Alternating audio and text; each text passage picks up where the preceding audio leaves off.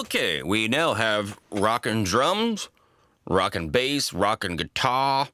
Well, that's all we're doing. So this thing's coming together pretty close, or pretty good.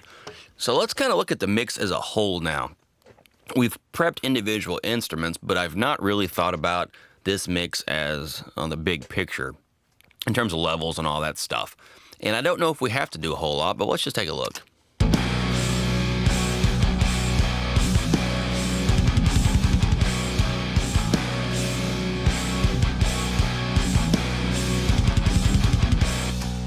I'm going to go ahead and now that I liked the bass tone before, whenever I was pulling all that 500 hertz type stuff out, and now when I'm thinking in the big picture, I want even less of it in there. So let's pull a little more of that out.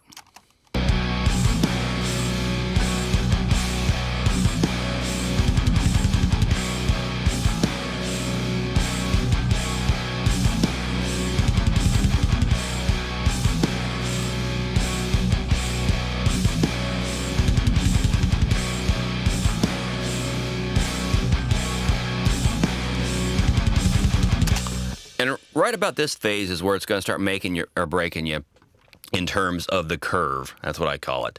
The curve is that, frequency response curve where most likely I mix with things being a little bit too nice. A lot of times my mixes need a little bit more, 1 to 2K.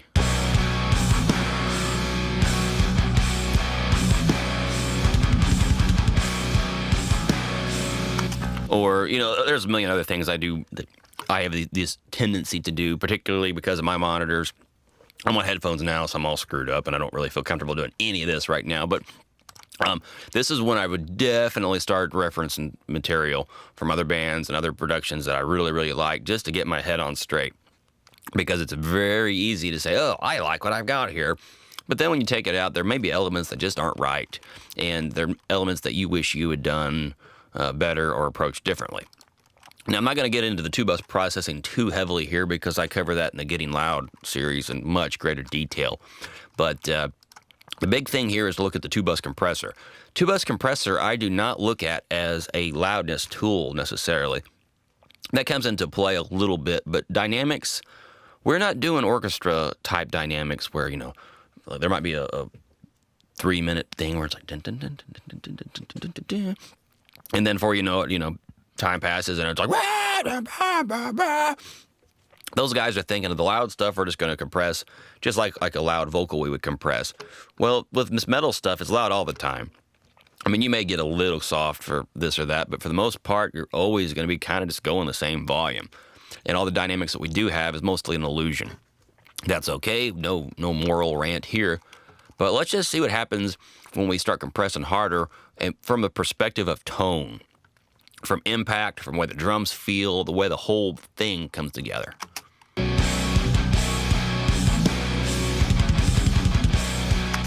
And I want to point out that now that I'm thinking globally as a big picture of this mix, suddenly things like the two-bus, which I threw this stuff on as good, like I know they work at settings that kind of, and I'm only knocking off like 1 or 2 decibels most of the time. So, I mean, it's a pretty subtle thing anyway.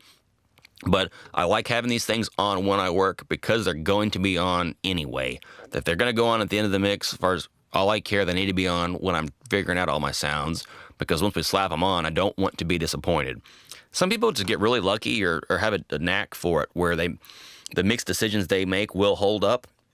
I don't think I was blessed with that. My style is quite the opposite. So I like having the rigid nature of having to mix into these plugins on the two-bus. Now, the difference is, now that I'm kind of in two-bus land and my mix is pretty cool, I'm mostly happy with it, now I need to make sure I actually like what I've got.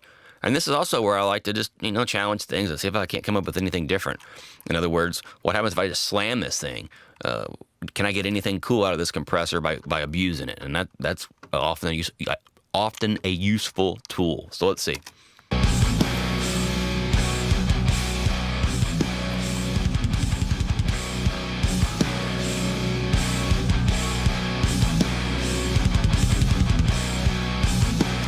And I always do this with my dynamic range meter on. I want to know what my RMS levels are, because if I'm going to squash this thing like I just did, then I've got to use the makeup gain to get us right back to where we were. Otherwise, none of this matters. So anything I do is done within that context of optimum loudness or whatever loudness levels that are required by the client or me or whoever.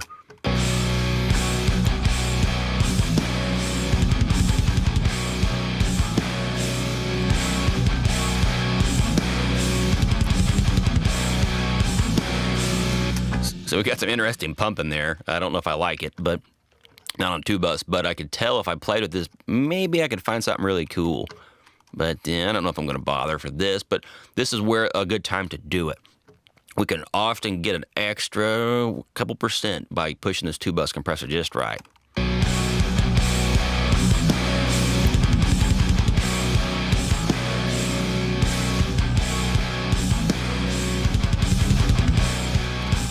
And of course, when I back off the threshold and say, hey, SSL bus compressor, don't smack it so hard, the second I do that, then the whole mix gets overcompressed. Well, why? Because I got all that damn makeup gain, and now we're smashing everything after the fact.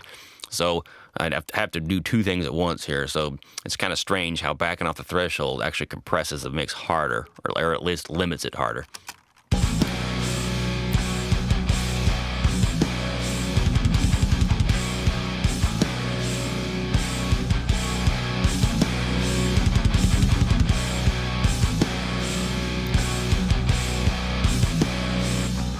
Okay, and then I got the multiband compressor, which in this case I'm using Sonoformer, one of my favorite gadgets for this.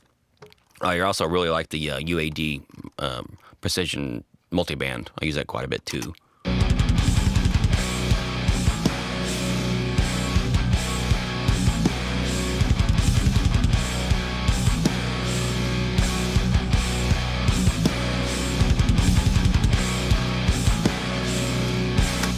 Okay, well, that kind of concludes this exercise.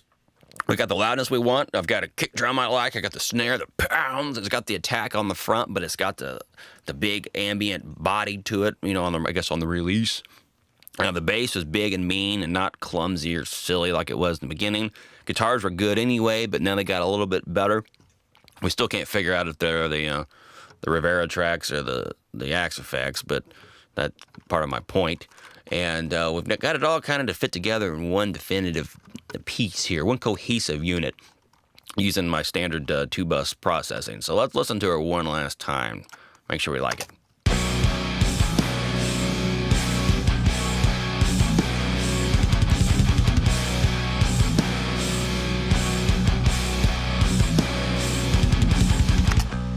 Pretty cool.